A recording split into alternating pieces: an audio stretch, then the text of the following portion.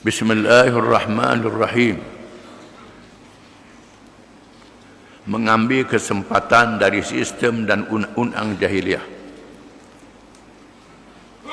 Di dalam sistem jahiliah dan undang-undangnya terdapat beberapa kesempatan dan peluang yang boleh diambil manfaat untuk menegakkan Islam dan mempertahankan Islam.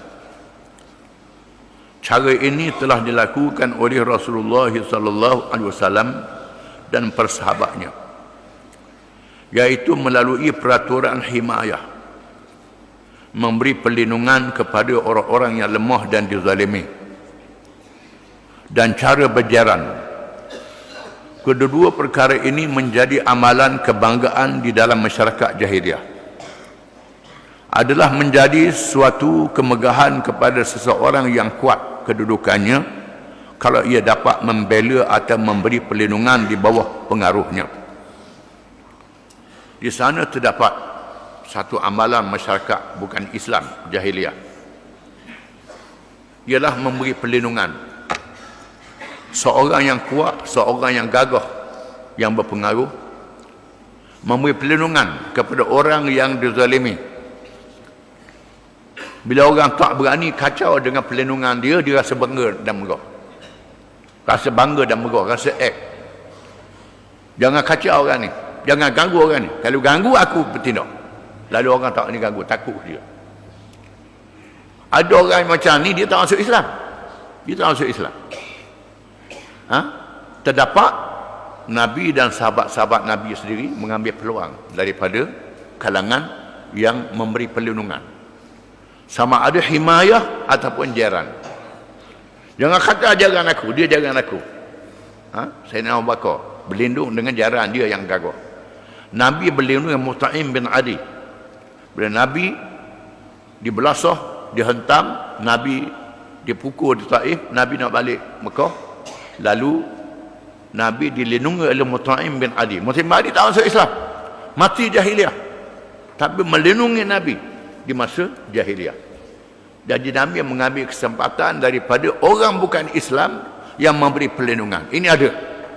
Zaman Nabi ada, zaman kita pun ada. Ada jenis manusia yang dia jahat. Dia jahat. Tapi kalau orang buat jahat ke orang, dia marah. Ada. Dan Nabi sebut adalah innallaha yansuru hadzal din birrajulil fajir. Kadang-kadang Allah Taala tolong agama dengan orang jahat. Orang baik menakut. Ada orang baik menakut. Tapi ada orang jahat, dia berani, tak boleh. Kita ambil kesempatan. Jangan kita berasa bangga kita ni baik sangat, tapi menakut, tidak menegakkan yang benar. Kadang-kadang Allah Ta'ala jadikan kebenaran itu ditegakkan oleh orang jahat. Ini akan berlaku, dan berlaku dalam kehidupan manusia. Dan Nabi SAW mengambil kesempatan ini. Di antaranya ialah mengambil faedah daripada sikap mempertahankan keluarga yang dilakukan oleh Abu Talib, walaupun dia sendiri tidak beragama Islam, di mana kita telah membaca kisahnya. Walaupun berapa kali beliau dikunjungi oleh pemimpin-pemimpin Quraisy untuk menyerahkan kepada mereka urusan bertindak ke atas Rasulullah sallallahu alaihi wasallam, namun Abu Talib tetap mempertahankannya dan mengarahkan keluarganya supaya mempertahankan Rasulullah sallallahu alaihi wasallam. Kedudukan Abu Talib dan tindakannya, walaupun di atas dasar kekeluargaan dan menunjukkan pengaruh peribadi yang tidak disertai dengan beriman kepada Allah, memberi faedah yang dapat diambil kesempatan oleh Rasulullah sallallahu alaihi wasallam. Begitu juga dengan perlindungan yang diberi oleh Mut'im bin Adi ketika Rasulullah SAW pulang dari Taif. InsyaAllah kita akan membaca kisahnya kemudian. Nabi mengambil peluang daripada keluarganya. Abu Talib memanggil keluarganya, anak beranak kalangan Bani Hashim. Mereka adalah puak-puak saudara Nabi, sepupu Nabi, 2 pupu Nabi, 3 pupu Nabi, 4 pupu Nabi, 5 pupu Nabi. Berapa pupu Nabi yang ada keluarga dengan Nabi? Abu Talib panggil mereka supaya mempertahankan Nabi sallallahu alaihi wasallam di atas nama keluarga. Dan Nabi mengambil kesempatan daripada perlindungan ini. Ini tak jadi salah, dan Nabi mengambil kesempatan ini. Kalangan mereka ni tak masuk Islam. Tak masuk Islam. Tapi di atas semangat keluarga. Satu lagi perkara yang menarik ialah perlindungan yang diberi oleh Ibnu Daghnah kepada Sayyidina Abu Bakar As-Siddiq radhiyallahu an.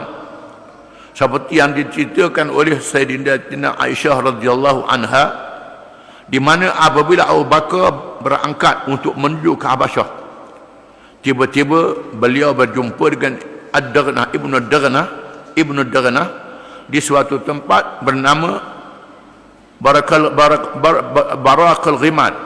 Ibnu Daghnah bertanya, wahai, mahu ke mana wahai Abu Bakar? Abu Bakar menjawab, aku telah dihalau oleh kaumku. Sekarang aku mau pergi ke tempat lain supaya aku dapat menyembah Tuhanku.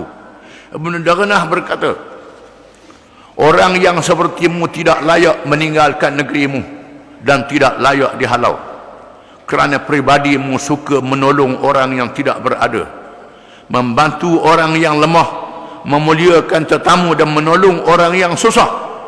Aku menjadi jaranmu, pulanglah semula. Sembahlah Tuhanmu di dalam negerimu. Abu Bakar pun pulang semula bersama Ibnu Daghnah, dan Ibnu Daghnah mengisytiharkan kepada pemimpin Mekah bahawa ia memberi perlindungan kepada Abu Bakar radhiyallahu an. Mereka menerima apa yang dilakukan oleh Ibnu Daghnah dengan bersyarat, iaitu Abu Bakar radhiyallahu an dibenarkan beribadat di rumahnya, boleh bersembahyang di dalam rumahnya, boleh membaca Quran dan apa sahaja di rumahnya, tetapi tidak boleh sama sekali dibuat secara terbuka.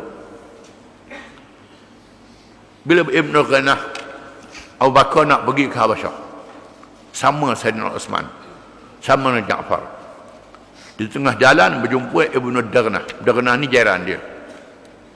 Dia tanya, nak pergi ke mana? Nak tinggal negeri lah. Nak semayang tak boleh. Nak cakap Islam pun tak boleh. Ibnu Daghnah kata, orang macam mu tak layak dihalau. Mu baik dengan orang, mu buat salah apa? Balik, jangan pergi. Aku sanggup melindungimu. Dia kafir. Ibnu Daghnah ni kafir. Lalu dia bawa Abu Bakar balik ke rumah dan berjumpa dengan Abu Jahal, jumpa pemimpin Mekah. Jangan kacau Abu Bakar, jangan kacau. Mereka kata, tak apa, aku tak boleh kacau Abu Bakar, dengan syarat jangan sebar kepada orang lain ajaran dia bawa ni. Ibnu Daghnah memberitahu Abu Bakar As-Siddiq radhiyallahu an akan permintaan pemimpin Quraisy itu. Maka Abu Bakar pun tinggal di rumahnya. Setelah beberapa hari, ia pun membina tempat di halaman rumahnya.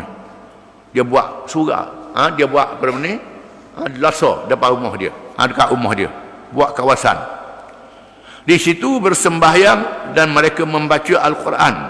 Sayyidina Abu Bakar adalah seorang yang sangat lembut hatinya. Apabila beliau membaca Al-Quran, ia menangis.